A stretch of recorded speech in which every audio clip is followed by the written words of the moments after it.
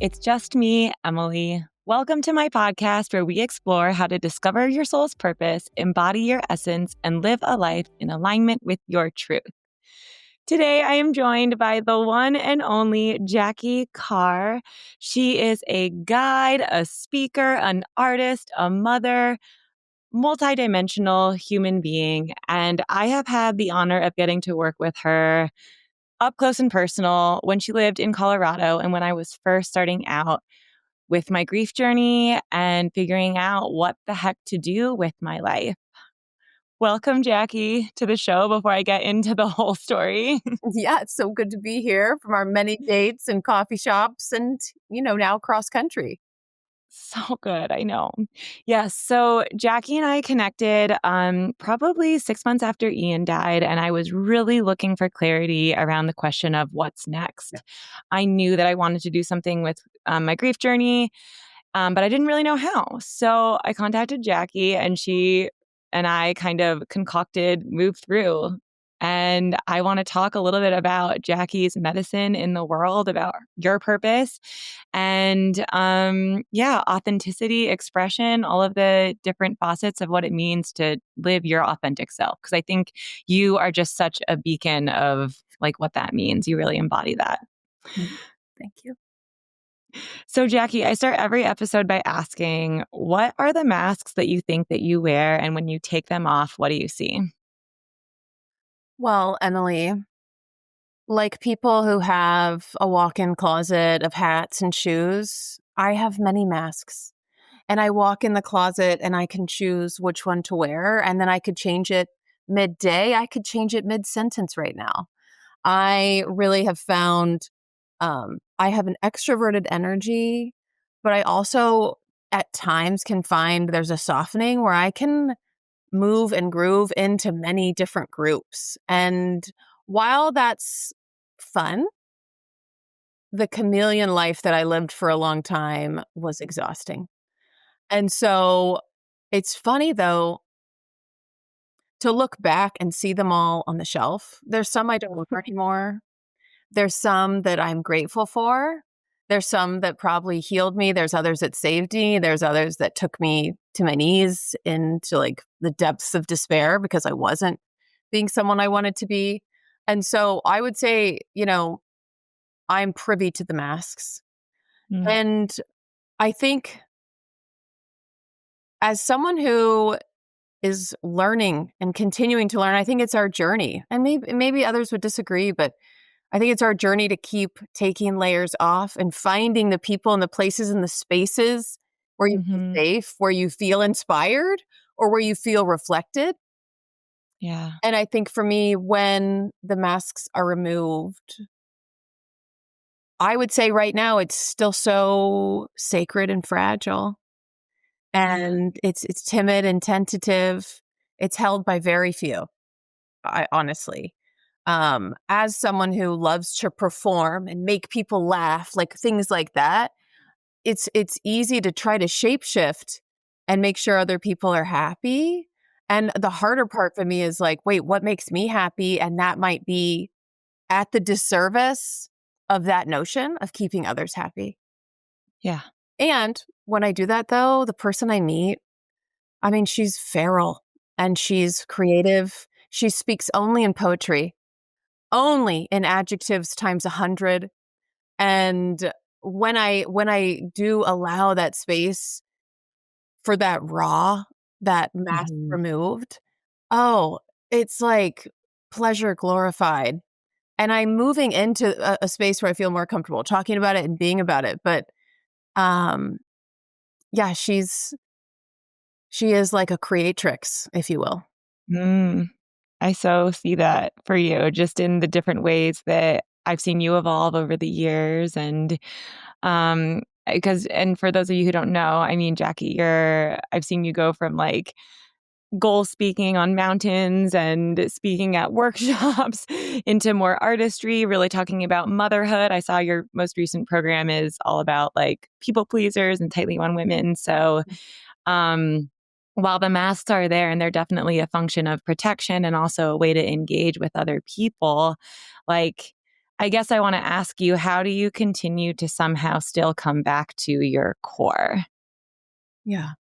Well, Emily, I will forever be talking about core values. And That's where I was going.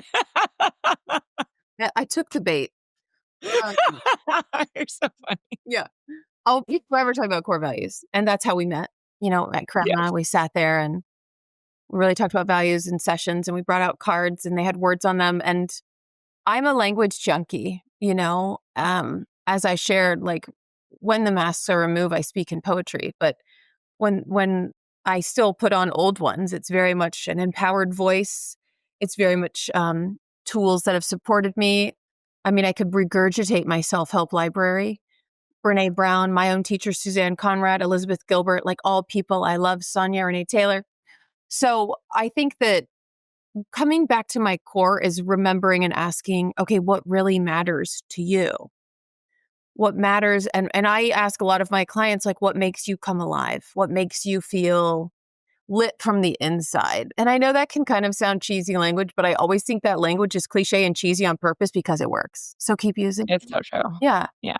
And so for me, in this stage of life, in this stage I'm in this evolution I'm in, coming back to my core, I have core values on a post-it note, and they've changed a lot, which has been really delicious. I also find I'm learning my big word for right now is harmony, like harmony in my days, harmony of input and output, just so intense as a mother. Um, harmony with stress, harmony in my sleep and my waking hours. And so I've really found for me the portal is in finding different ways to lay this vessel down. Mhm. I love to move. I love to move. I love to groove. I like to dance. I like to be on my feet. I love to be with people. I am an extrovert through and through. And yet I lay down at least twice a day, sometimes with a guided meditation, sometimes with silence and a timer.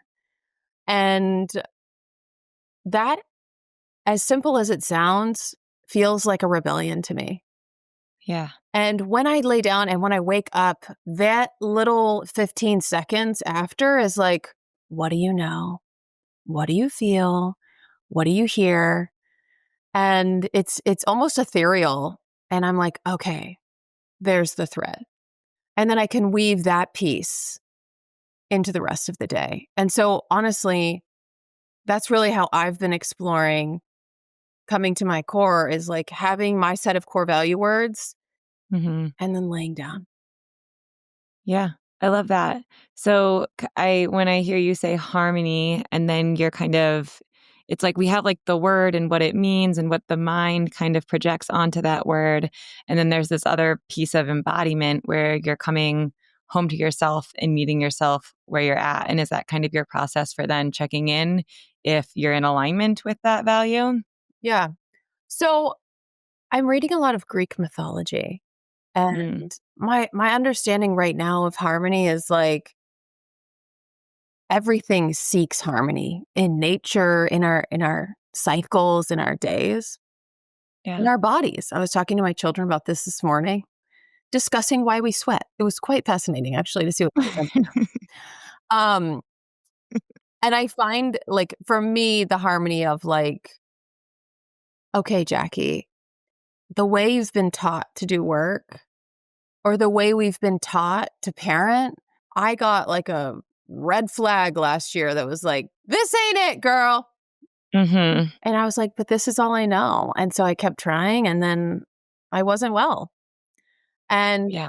as I seek out now the language of harmony so I feel well, like mentally, physically, spiritually, I mean, it's really looking at like, I could sit here and stay on this email. Mhm. My life is email. My life is screens, which feels disharmonious, if you will, making up my own word. And when I'm able to look at my values of like romance, connection, community, I can then ask myself what's needed to create Mhm. harmony through what you know matters.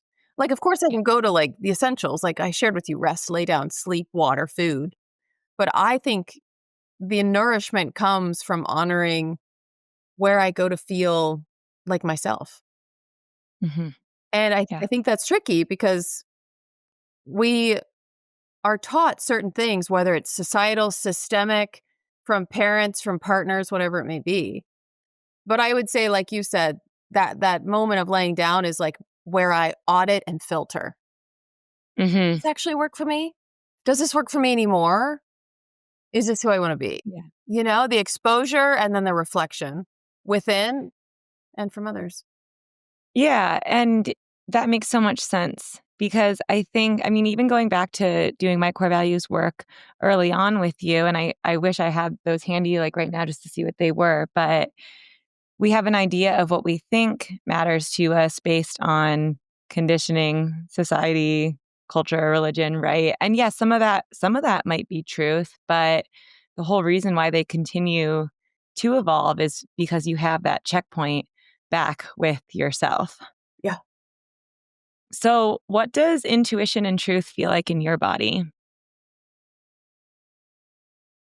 What does intuition? Or how do you know like when you've outgrown a core value and it's time to adjust it or revisit it, find something new, something else replaces it. Yeah, I actually wrote about this in my core values book. I was like so nervous moving to Maine from Colorado because I really had discovered so much on those mountains, whether it was community, parts of myself, my health, whatever it may be. Mhm, And nature was one of my values. And then I moved to the coast here and there's no mountains. And I'm like, oh, how do I do this now? mhm. And I'd go outside and I'm like, oh, this doesn't hit. Or someone invited me to go for, I'm going to air quote it. Y'all can't see me on audio, but I'm air quoting a hike. And it was like, really flat. I know I can hike New Hampshire, but this was still in Maine. And I was like, oh my God, there's no elevation. This is wild. So We're kind of bougie hikers here. sweet little walk. It was a sweet walk on gravel. And it just didn't, like when I used to hike in Colorado, after 20 minutes, the masks would be removed. And there was a reckoning for me in communion with nature that was like, oh, this is listening. This is connection. Yeah. And so when I moved here, I was like, oh, maybe nature's not a value anymore, which can happen, because I went on a hike and I didn't feel that way. 20 minutes, I was like, oh, uh-oh.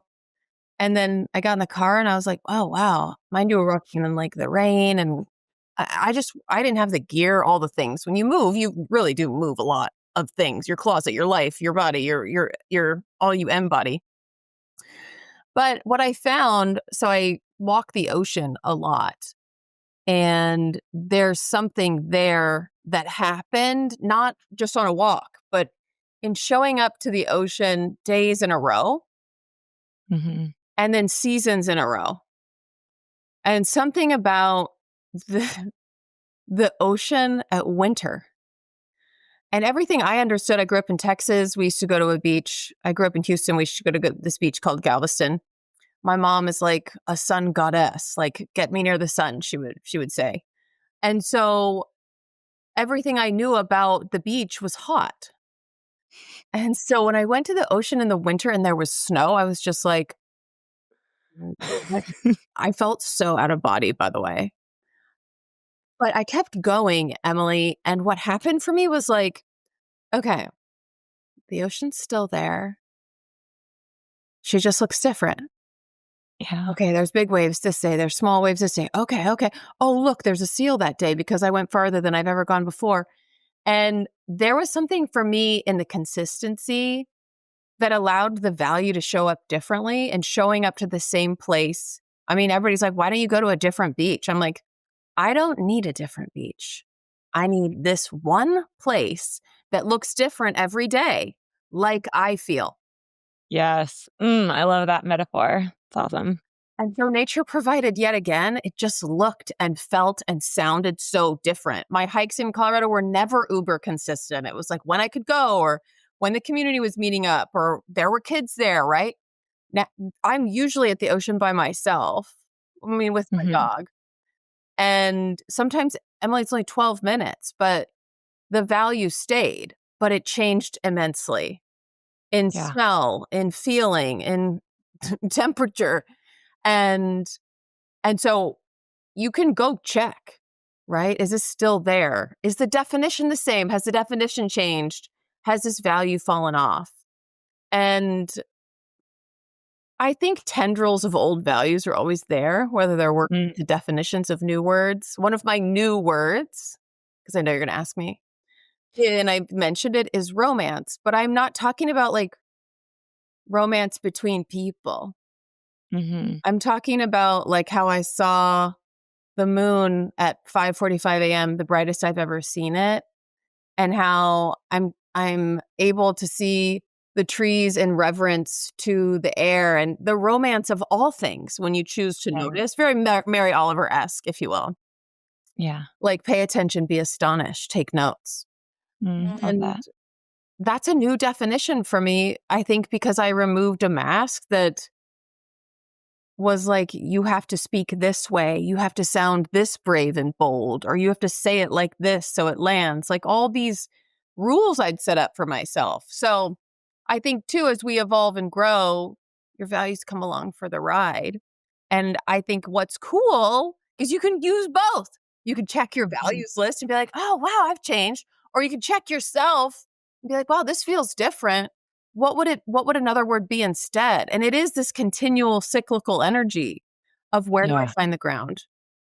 Yeah, absolutely.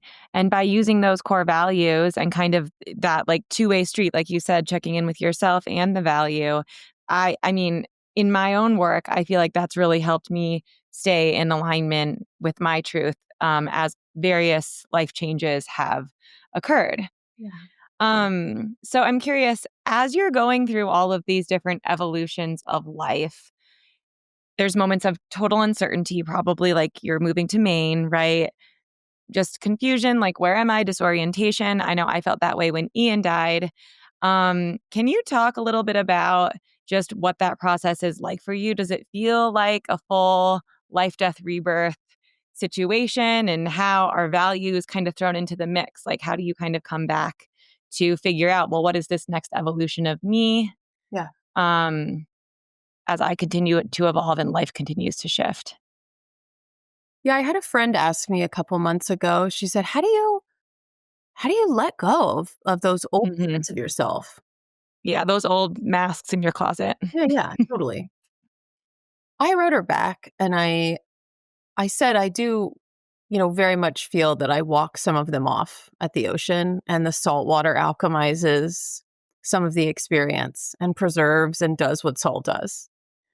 And then I also told her, I've slowly made friends here. It's so interesting being an adult and making friends. That could be a whole nother podcast. But I've made friends here, like her and a couple other people. But I said to her, I said, you help me know new parts of myself by being here and by asking Mhm. this question and by being in my life and by sharing who you are with me and letting me share who I am now and letting me practice. Because I'll tell you what, this is fun for me to share. When I moved here, I was like, oh my God, nobody knows who I am. And I use my husband's last name, so it's not like they can find me on my website or my Instagram. And so this one woman, like very early on moving to Maine, was like, well, what do you do? I'm like, oh, I'm a poet. She's like, oh, what do you do? What do you write? I'm like, I write haiku.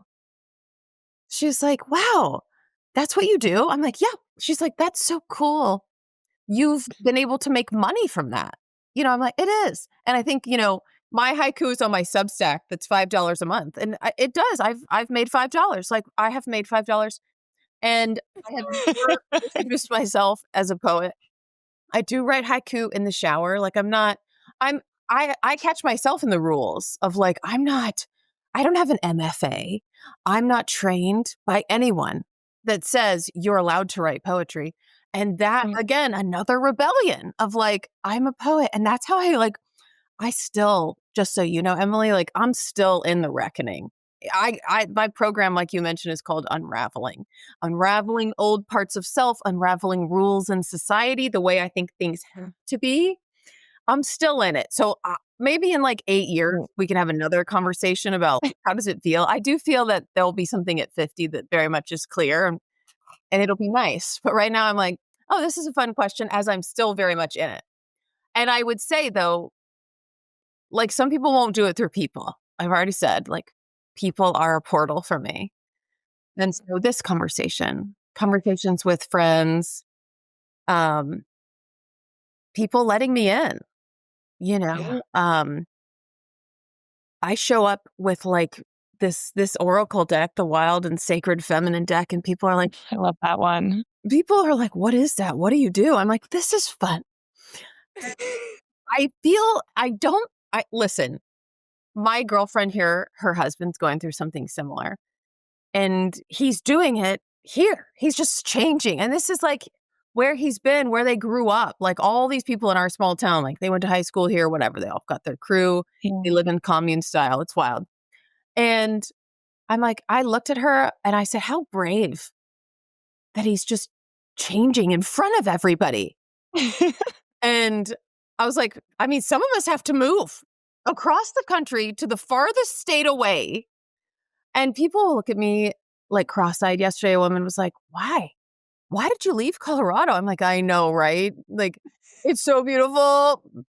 That to circle back and then land this point, that was my intuition, along with my partner and the trust of our children. That was like, I need to be here now. I need to be right here. Mhm. Right here is where I need to be. And people still are like, you didn't have family here? You didn't have a job? I'm like, oh, no, none of that. We knew no one. I knew the librarian's name. That's it. Yeah. Yeah. And there was just this like weird magnetic pool, which I was surprised by, Emily. Yeah. Maine's never ever been on my radar. I never came here as a kid. Mhm. Here once and then moved here. Yeah. And I think that my understanding for myself is like, you get to stay curious. Like, I honestly will tell you, Chris and I wake up some days and we're like, what are we doing here? And I'm like, well, let's go find out. Let's go find out. And so I would say, while I don't feel complete, like you said, on the death and the rebirth, honestly, we could do that daily if we really wanted to dig into that. But I do feel that, like, Chris was just here for lunch and I made banana bread this morning. And he's like eating it. He's like, I mean, this is wild, right? And he's like looking at this like loaf on the table. I'm like, it is wild because I never baked ever. And I never cooked ever. Like I was like, I'm going to marry a man who cooks. So I did. Mhm. And I was like, I know, it still shocks me. He's like, you're still there though. I was like, what do Yeah. you mean? He's like, oh God, you're still so messy. And you're still, and so it's still you. I was like, oh, and I think to answer your question, I think when I started to see these bundt cakes and banana bread loaves come out of the oven that shocked the hell out of me when my grandmother died 3 years ago and I started baking, I thought I was just like this completely different person, Emily. I was like, oh, Yeah. this is me now. I'm wildly different. But he's like, it's still you. You just bake now. And I was like, oh, I guess I thought I'd gone through this like insane change. He's like, you're still there, babe. And I was like, oh, Yeah. I forgot, because I think when we are in the trenches and it's like you said, the beautiful word you said, confusion, it's so confusing and you're feeling Yeah. alone in the dark.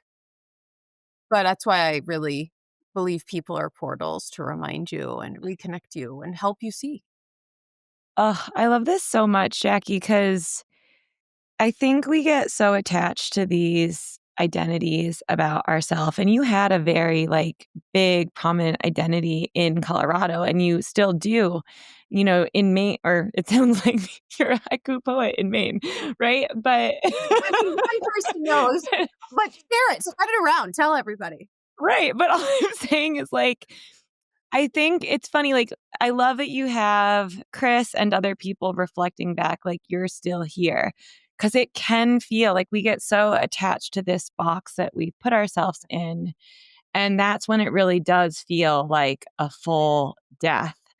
And it really is just this ego attachment. And what I heard you say just kind of so like eloquent and organically is like it's just been this fluid process of how of who you are, this natural evolution of how Jacki now engages in this new space throughout her days, throughout her weeks, right? And it's like you're still there, but our mind can trick us into feeling like we're literally dying. Is that making any sense? Like I've been through that where I just feel like complete, who am I now? And I mean, this podcast was a part of figuring out like I am just me, Emily essence. And what permission that gives to just free ourselves from the box and to just continuously meet ourselves where we're at in any given situation with any given person. Yeah. I would say what's lovely for me to hear is like it feels anything but fluid. Like it's so fluid. I'm like, I think I've been traversing jagged rocks. But for you to reflect back, it's like something I could try on. When I lay down at some point, has this been, can this be fluid? And it's funny you say that because I launched a creative writing club. Mhm. And again, there's parts of me that are like, what are you doing? You can't do that. You don't have the things and the book published and blah, blah, blah. And oh my God, if I'm not just obsessed and in love with this writing club, like there's so much permission for myself in it as well. And I think that ripples out into a lot of the people that are on the call to have that permission to be creative that we don't give ourselves often because we most likely weren't raised creative unless you were in like a very artistic home, which I don't think, like in my experience, it's far and few between. Yeah. So because it's just, you can look around, it's just not something our society cares as much about. Right. Yeah. And so anyway, so this writing club, I'm writing it this week. And I told them, I was like, I'm just going to give you a snippet that my earrings, right? I've got these like flowy long earrings on. I know, I love them. And I've got this pretty flowy top, right? And I found this top at a clothing swap, Emily, and this is like, if you were to meet me and I were to say I'm a poet, this is the shirt I'd imagine I'd have to be wearing. Like I'm a visual aid person. I'm like, well, what would a poet wear? That's how I work in life. And I don't have many poetry outfits. I'm still operating, by the way, in a lot of the like outfits I wore on stages where you met me or Right. big events and things like that, where I was very loud and gregarious, almost aggressive, but with things I cared about. And Yeah. so I still have all these outfits. And I realized that like just my earrings and this one shirt I found at a clothing swap, I swapped, which I think is such a beautiful metaphor of trading some of my old tight turtlenecks or whatever I used to speak on stages for this like flowy top with, these are a little weird, but I kind of go with it. They're like always hanging off y'all for those not watching the video. They're really annoying, but I think it's like a reminder of like, yes, you are a poet. I'm like, okay, Bose, I'll keep it here. Very romantic too. Thank you. Yeah. But the metaphor was like, oh, this is where you flow. Like, this is where you start. So when you're like, Jacki, it sounds fluid. I'm like, okay, I want to be a fluid person. Yeah. And the earrings that move when I move have felt like an entry point to fluid. They don't sit still in my ear. I have these macrame ones that are just absolutely ginormous. I wear too. And so the earrings, I think, have been like my entry point to trying on new ways of being, new ways of writing, launching things, titles. And listen, this might sound weird to some of y'all, but we need the things, the something to say, yes, you can. And for me, it's been my earrings that provide the flow. So while you say it sounds fluid, I'm like, maybe in my earrings, but I think it's moving in that direction too. Life can get hella complicated. We chase success, we hustle for money, we strive to make an impact. We juggle the day-to-day responsibilities, and we try to make everyone else around us happy. But at the end of the day, does any of this actually matter? I can't answer that question for you because what truly matters is different for everyone. There is no formula, no blueprint, no checklist for a life well lived. But the one thing we all share is a limited amount of time to live it. And that's why I think facing your mortality is the key to unlocking a life that truly matters. Death is a mirror. When you confront the fact that this all ends, the noise fades away. The ego-driven shoulds, the societal pressures, and the endless to-do lists suddenly don't seem so important because facing your mortality isn't about fear. It's about freedom. It's about waking up, cutting through the distractions, and making choices that actually align with your soul. That's why I created YOLO, a 3-part transformational experience designed to help you engage with your mortality so that you can actually start living. You only live once. Are you ready to make the most of it? If so, head to the link in my show notes or go to www.IamEmilyBingham.com/YOLO. Well, and I just want to reflect back a little bit. So it's like I can't remember if you named exactly the event, but you had kind of a hit of I cannot be operating in this way. Right. Yeah. And so then you started to make these changes. And I guess I want to dive in a little bit more into that process. It's for our listeners, and if we can kind of ground it really practically, there's something in my life that needs to change. Maybe we go into a little bit of the why, understanding why this pattern exists in the first place, but then where do I want to go? And I think you're such a beacon of that, visioning. And even the earrings are a great example when we're trying to upgrade our frequency or move through life in a new way. I've been playing with that too. I was I created an alter ego, Priestess Penny Lane, Oh, I love and she it. was my boho flowy, yeah. And I think can you just let's talk a little bit more about that process of how do we actually cultivate that inner change when we're feeling this isn't it? This isn't serving me anymore. Something has to change, right? Yeah. I mean, everyone's got to be able, you were talking about intuition.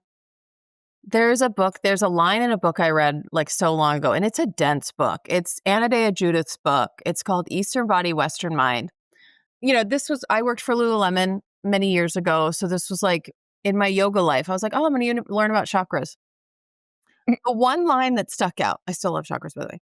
The one line that stuck out, she said, we live in a society where we've severed the cord from mind to body, and it's on us to plug it back in.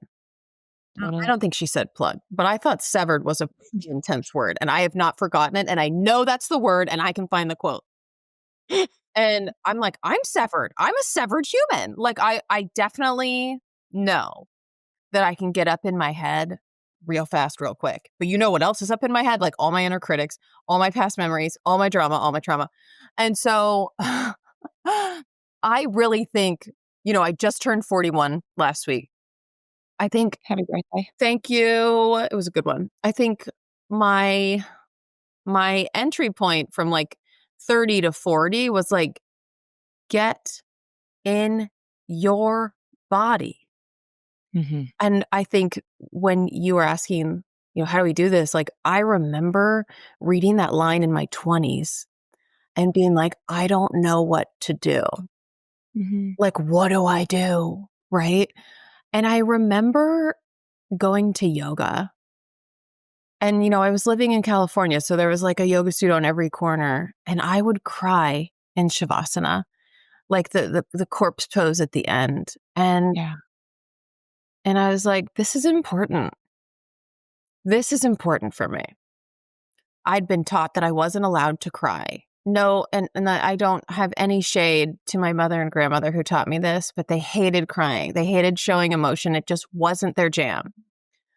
And so I was well, I'm not allowed to do that. I am an emotional person. Emily, I guarantee I'll probably cry by the end of this podcast. I love crying now. I cry daily. It is definitely something I need to do. And for so long, speaking of a mask, I hid such a Mm. beautiful part of myself that was meant to be expressed.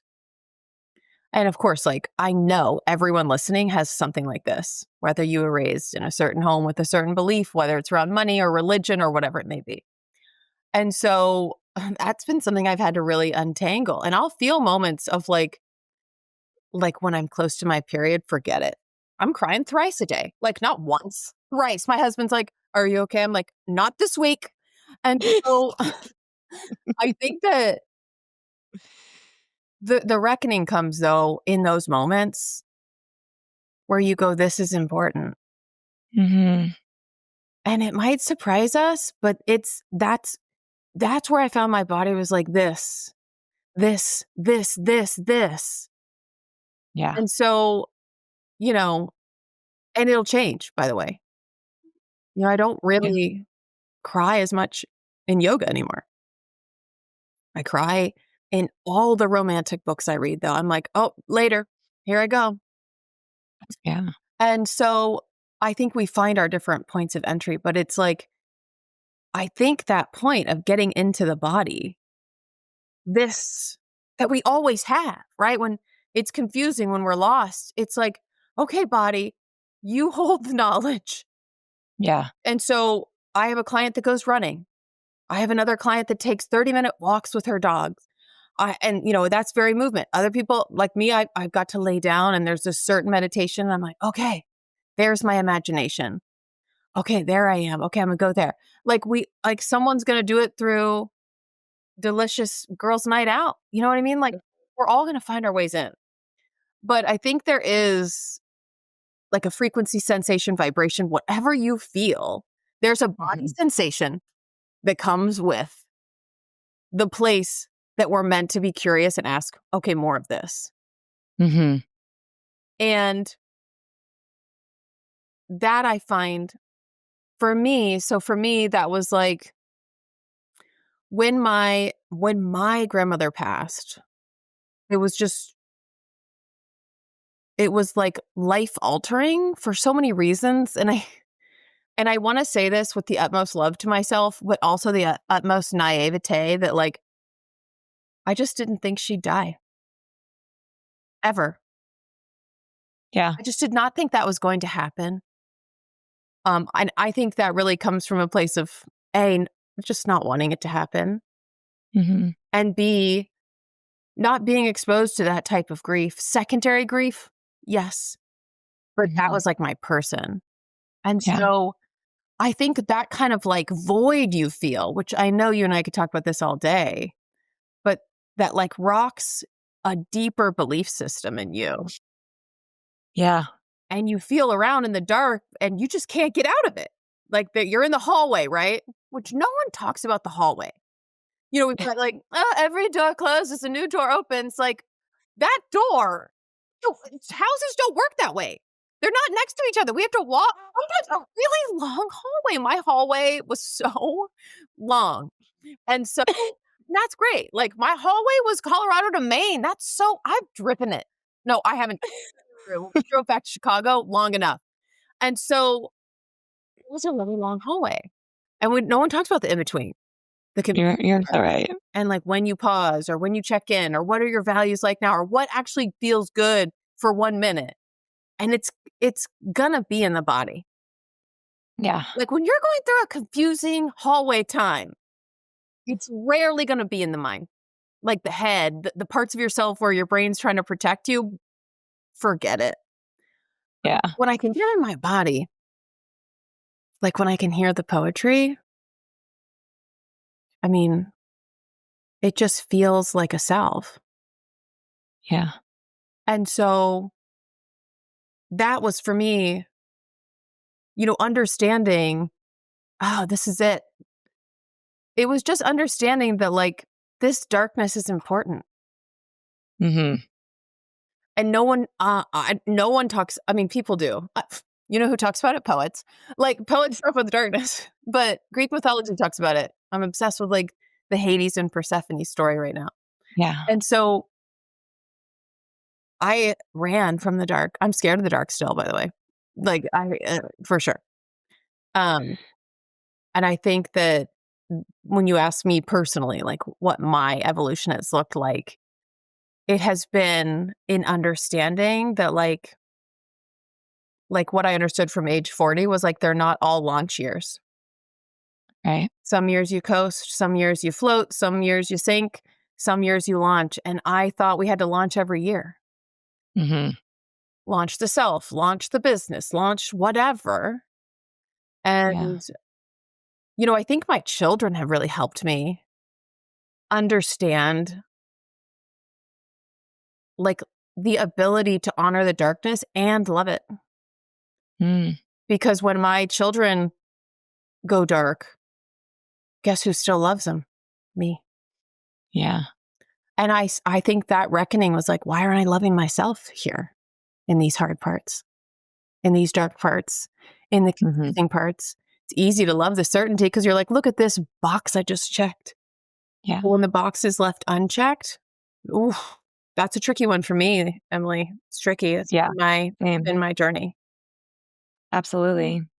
So what I'm hearing is like essentially it's in these periods of darkness, of the void energy, of the door is shut, being in that fucking hallway forever, where you're really initiated into deeper parts of your inner world. And Mm. it makes a lot of sense because it's like when you're in these periods of confusion, you can't rely on the same belief systems Yeah. that you used to do life upon. And they've been shattered. So it's like your only option is to really go deeper within and into the body and uncover like new truths about yourself. Yes. And I like wish there was, I always ask myself, do you think there's a way that you can like transform without a degree of pain or darkness? I mean, for me, it's been the periods of confusion and difficulty where I've grown the most. But then I know there's another school of thought where you can change through pleasure and joy as well.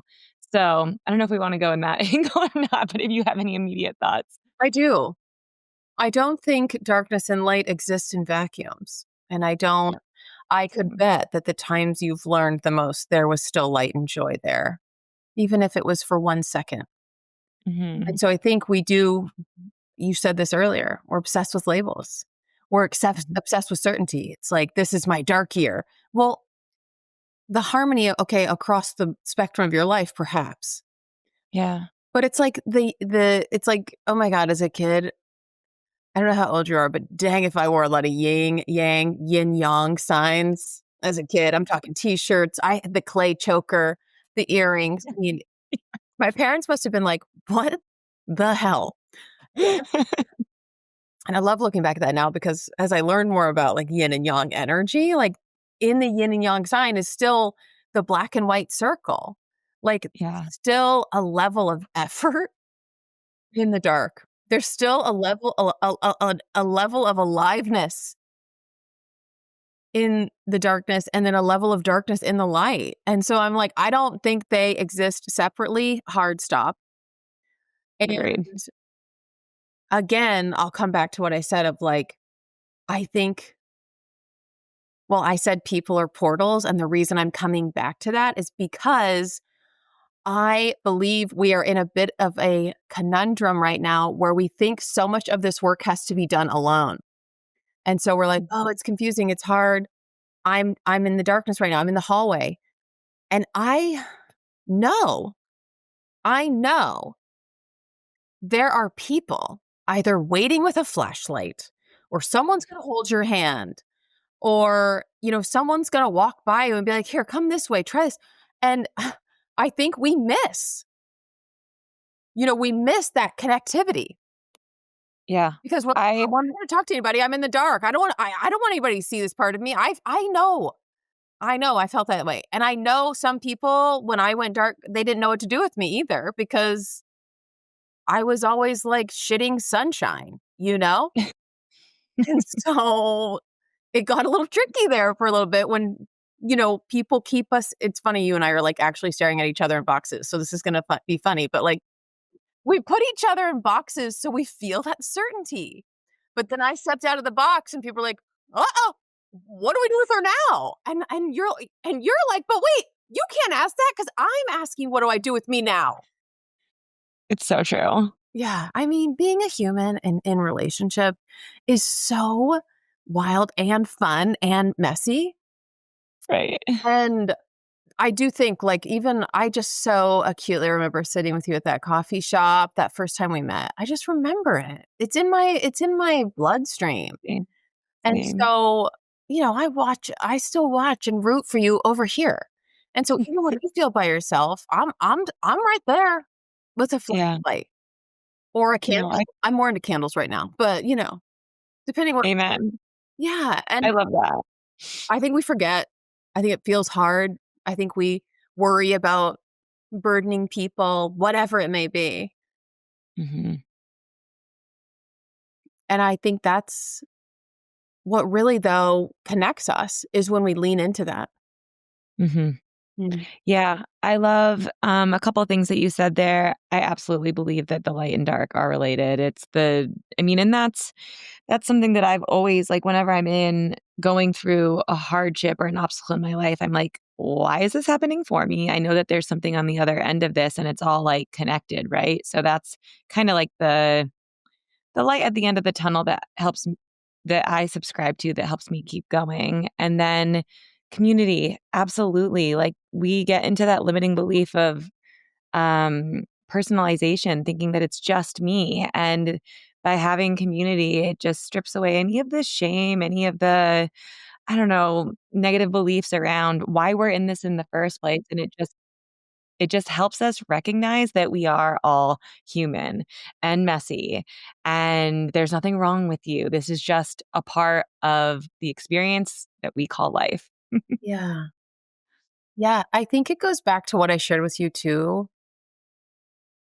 like loving my children when they're mad, tantruming, sad, whatever it may be. Even one of my kids will be like, "Mom, I'm sad and I don't know why." I'm like, Yeah. "You don't have to. Yeah. And I love you and I'll hold you or whatever you need, right?" And I'm like, "Oh, right. Like if I did that more to myself, I'd probably be such a better friend to other people because then I knew how." I mean, I really think I've become such a different person through my journey of being a mother, through my journey with grief, but also like being in personal experience with other people. Like it's all Mm. wisdom, right? And how and what we choose to do with it and how it can connect Right. us. And so I often catch myself, one of the masks I really want to remove is like being judgmental of others because I'm so hard on myself. Oh, yeah. And I'm worth that's I would say if there's one mask I'm focusing on, it's that one. The acceptance, again, the forgiveness, again, the ability to say, "That's okay, I love you, mad." And or not take it personal. I mean, basically, we just read the 4 agreements is what I probably should do again, but I love that. I Yeah. know. You told me to read that one. It's so good, right? Oh, good. Yeah. Um, okay. My turn to ask you some questions. Are you ready? Oh, I'm ready. Yeah. So, we're just gonna rewind it a little bit, but tell me, like, one of your values that's felt like a lifeline lately. Mm, um, truth. Truth has definitely been a lifeline for me. Yeah. Probably going back to almost the very beginning, but it was different then, because truth to me then was about my emotions and just honoring where I was at. Like, there's no such thing as a good or a bad emotion. It's about honoring what feels aligned, and if it's aligned, it feels naturally good. Right. So that was my expression of truth then, and yeah, now it's truth in a whole different way. It's truth in my being, it's truth in my expression, in breaking free of the boxes Yeah. and the beliefs that I have held to be true about myself. And yeah, really just coming back home to my body and meeting myself where I'm at time and time again. Because to me, that is the only expression of truth. It changes every minute, every second of the day based on how I'm feeling and where I'm at, right? Yeah. I love that. Such a big one, truth. I love that that's one for you. It's so stunning. Um, what feels like an obstacle right now? What I'm working through right now is releasing urgency Mm, along like the timeline of needing to launch to get the work done. I've been exploring my own mortality a lot, Jackie. One of my new programs is I'm going to lead people through a death ceremony. beautiful. So they experience their death, and I listened to the recording myself. And what I saw on my deathbed is just like how fast I move. And it's like, why? Like, even just it's like not even like the big things because I actually do go after my desires and like I'm doing a trip to Bali with the kids this summer. Like, I don't hold back on life, but it's the pace.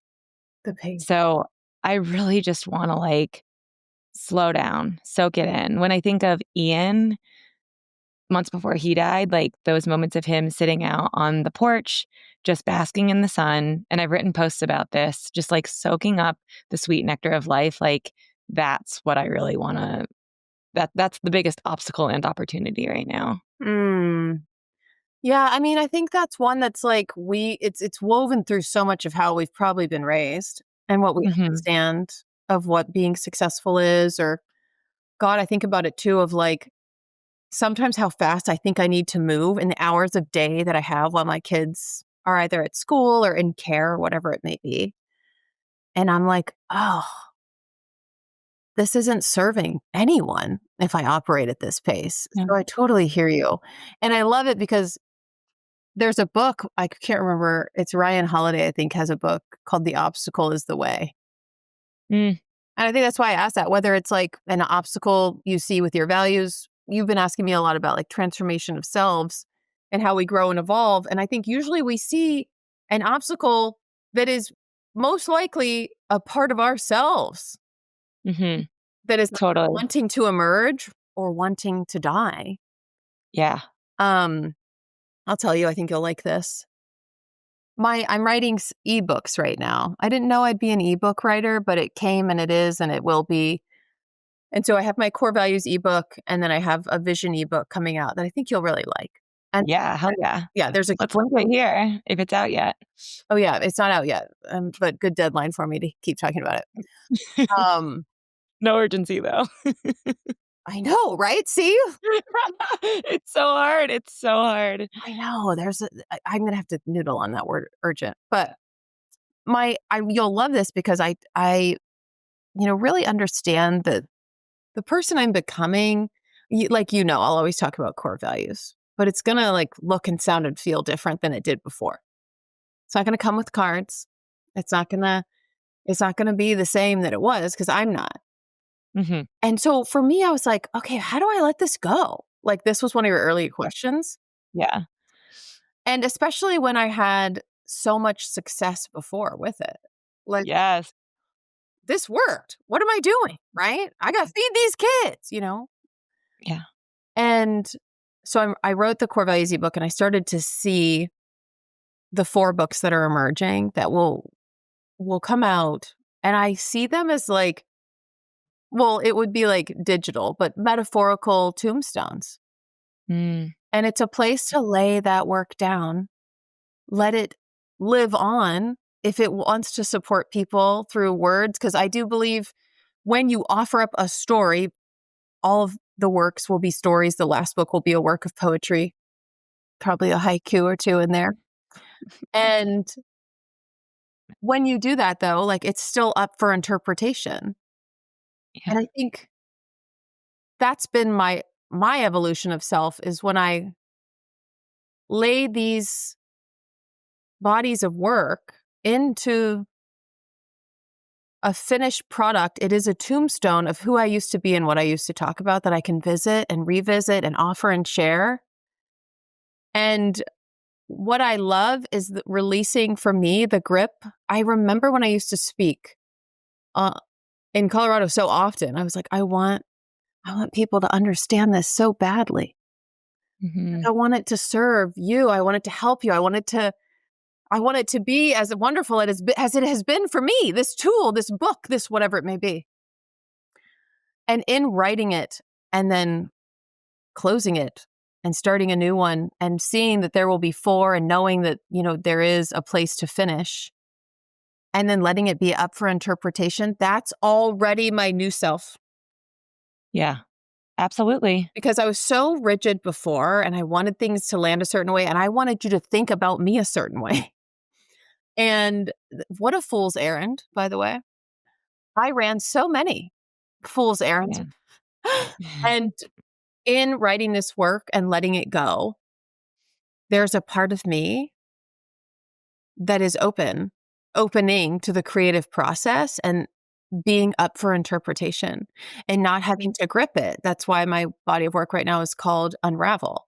Unraveling the things that held us so tightly to what we believed, what we wanted other people to know about ourselves or me on a stage, what I wanted to make sure landed, and allowing the whole thing to be up for interpretation. And that's art. That's artistry. That's all of us birthright Mhm. Mhm. is to be the art and the artist. And so I would say like the obstacle of like, oh, I want it to be right. And then being like, oh, the obstacle of like, when you let it go, what if that's right for you? And so that, Yeah, I mean, I feel that tension so much. Same, with the whole grief community and um feeling like I had achieved a level of success in that area and then really wanting to grow and emerge, and talk about other things like we've talked about today, spirituality, sexuality, just magic, everything. And yeah, putting that down was incredibly hard. And it felt like I was literally dying. And there's this fear that like we can't do it again or that people aren't going to understand you. And I think that's part of the invitation to love yourself too, right? Like, I don't need the love from others. I'm actually probably going to upset a couple of people when I go in this direction too. And can I still stand in my truth? Going back to my core value and sovereignty without needing all of the external. so cool. And I hear it in myself too, where there were things I didn't want to do anymore. Yeah, But I was like, but I don't know what I want to do next. And that's the hard. Yeah. the hallway. And that for me is where like urgency and rush came up. Or like when I have started to find and figure out or feel tendrils of it. And then you're like, okay, let's be successful again. Let's go. And you're like, come on, it takes people a minute or new people to find you, which is what I feel I'm in this place of like, oh, right. Like every interaction is sacred. Yeah. Yeah. Yeah. And trusting that Yeah. and not trying to get ahead of yourself. Yeah. Yep. I feel that. I know. Ah, good times. Good times. So, Jackie, I want to ask you instead of, I usually end this differently, but I kind of want to, I have a different question for you today. What would you say is your definition of purpose? I found for me that it can get almost like I've been after this like singular idea that I have this like purpose and why I'm meant to be here. And it's actually like messed with me more and created more suffering in my life in some ways. So I'm curious just to hear your take on that. And what is your purpose? Are you living your purpose definition? Because you're a language person and do you feel like you're living it? Wow, it's ironic. Like I'm sitting here listening to you, and I never use the word purpose. I don't Okay. use it in my coaching and my writing.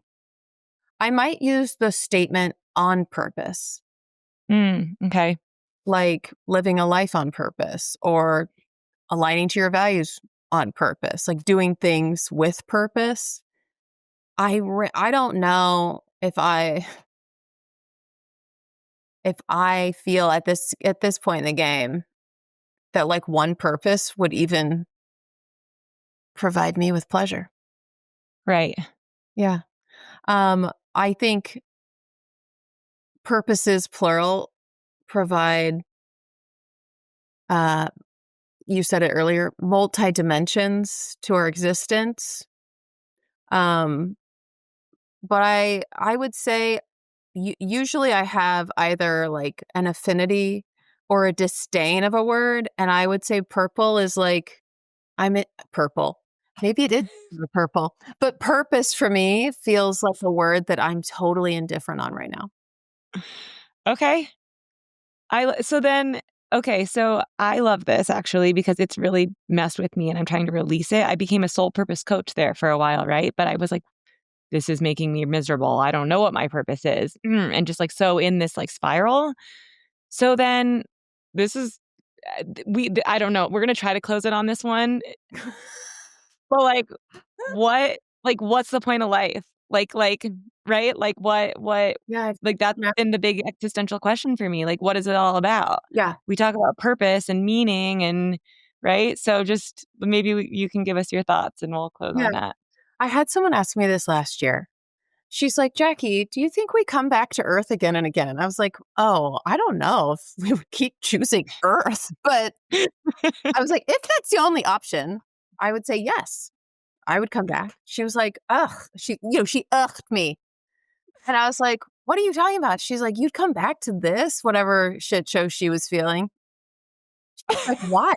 And I'm like, what are you talking about? And I think we get obsessed with purpose because we're not talking about love anymore. Mm. I like felt such deep resonance when you said that. Yeah. She's like, "Of course an Aquarius would say that." I am an Aquarius. I'm And an Aquarius moon. yeah, so I'm talking to your moon, which is, the Mhm. sacred side that you show yourself in Mhm. the hallways, if you will. Mhm. Mhm. And that's fun. Our sun and moon can reflect one another. Call me anytime. Um, I feel that, and I've said this, I think, throughout most of this podcast of like, how can I love this life, this person, this child, myself, this moment, even if it's hard? Mhm. Can I love it? Can I love you? Can I love me? Can I love you in this tantrum? Can I love you in this hard part of our relationship? Can I love you even if you don't know who you are? Mhm. And that's me talking to me 2.5 years ago. And I will tell you, my answer was very quiet. And I was Mm. like, I can't hear you. And I think I still chose love, but I didn't like it. I remember saying, like, I don't like this. I don't know if I like me like this in a hallway, right? I would Mhm. rather be certain. And I really believe that we want that, like certainty in a title or a label or a purpose, right? Yeah. And it's again like it's the same language. Like, what do you value? What are your core values? Is really asking you, Mhm. what do you love the most? Yeah. And what feels like love, and what tastes like love, and what sounds like love, and what feels like a salve on your body. I'm into beef tallow on my face. What feels like that in life because it's healing my skin, by the way. And I'm like, give me that tallow love. Yeah, make it greasy. Make it smell a little weird where my kids are like, oh, I don't know. I'm like, yeah, this is it. This and so I think we would all be in a different conversation if we were talking about love more. I love that. For lack of better words, like it just makes so much sense because I almost feel like this idea of purpose has just gotten so wrapped up in ego and like capitalism, right? It's like it's what I do, not who I Yeah. am. Yeah. And yeah, it actually almost like defeats the purpose of the work sometime or having a purpose, right? Like yeah, I think it's just that feeling, that frequency of love each and every day. And can you come back to love, how you said, like in the moments of hardship and suffering and for thyself and for others? And I love that. Thank you. I want to caveat that it's not easy because I think people don't talk about it too, or they place it in this like very norm core structure of what love has been presented to, whether it's in a movie or in my poetry book, whatever. Mhm. And I think we're sold a lie that it's easy. It's the yin and Oh, yang, it takes effort and communication, and it takes resting and surrendering into it too, and trusting it and then challenging it. I mean, I think we think it's going to feel like butter all the time, but love sometimes is a fight.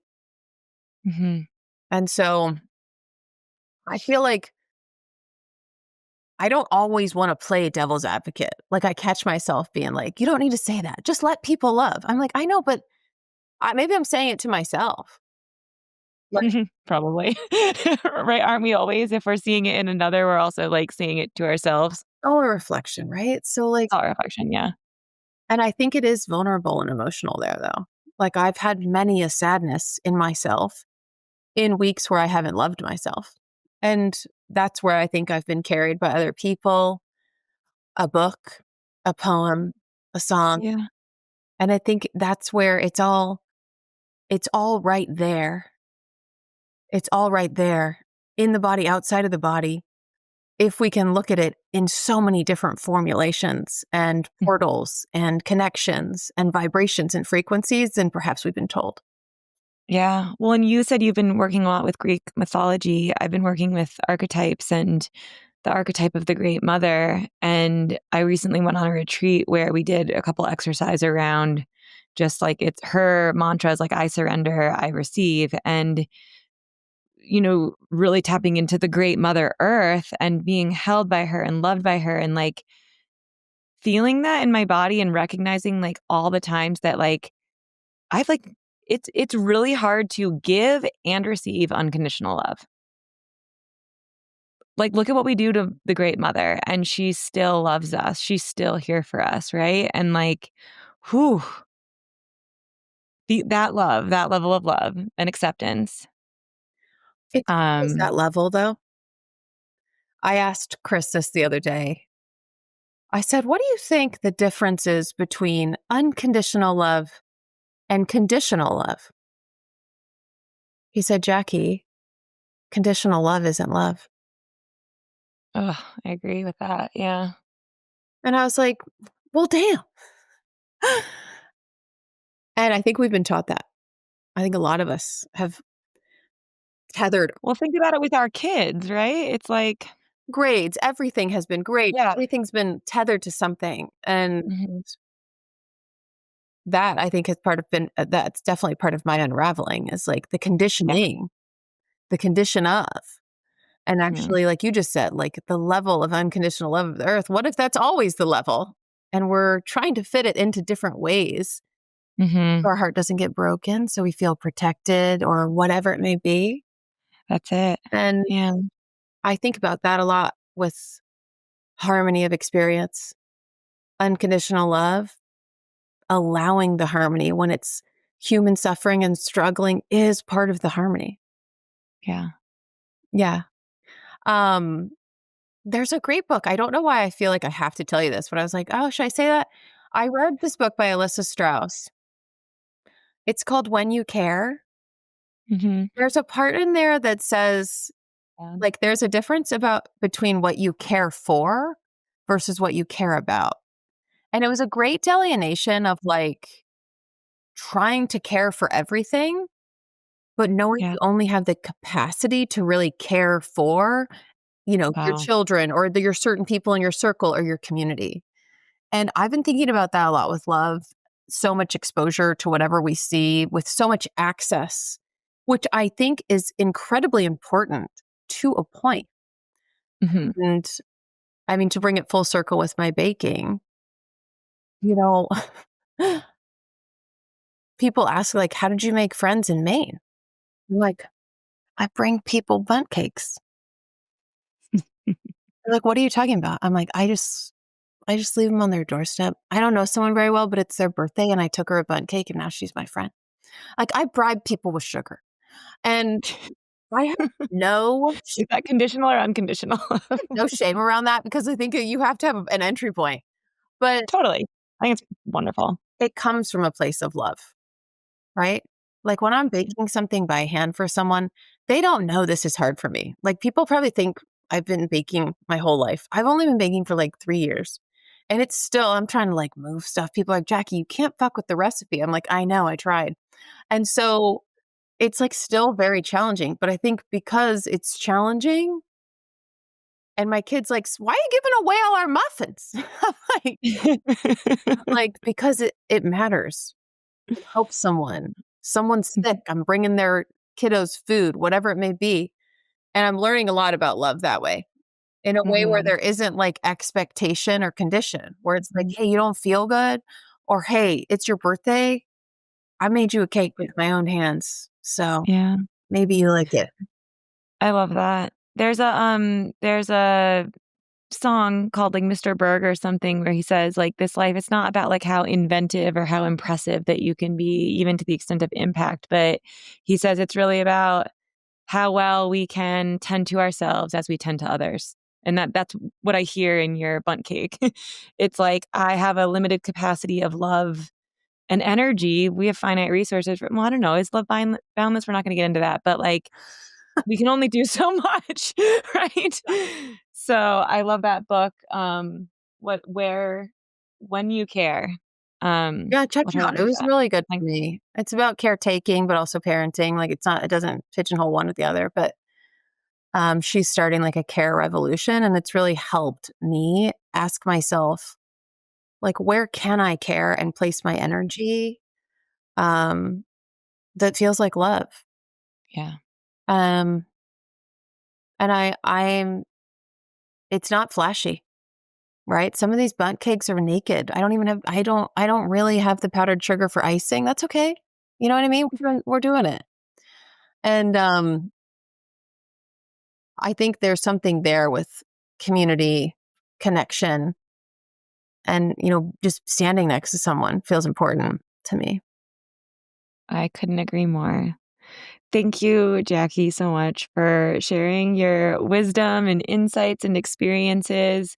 I think I talked to you about coming on here to talk about motherhood, which we, like, didn't talk about at all, so maybe we'll have to do another podcast at some Anytime. point. But, Time. can you just let people know how they can connect with you or find you, or if there's any, like, new programs or offerings that you're, sharing with the world? Yeah, it's all on my website, JackiCarr.com, JCKI, no E, CARR.com. I do have a mom group called Mother Mind. So it's like mastermind for the mothers where we come together and we talk about the mom journey, but beyond mother, like all of our parts. There's grief tending, there's creative writing.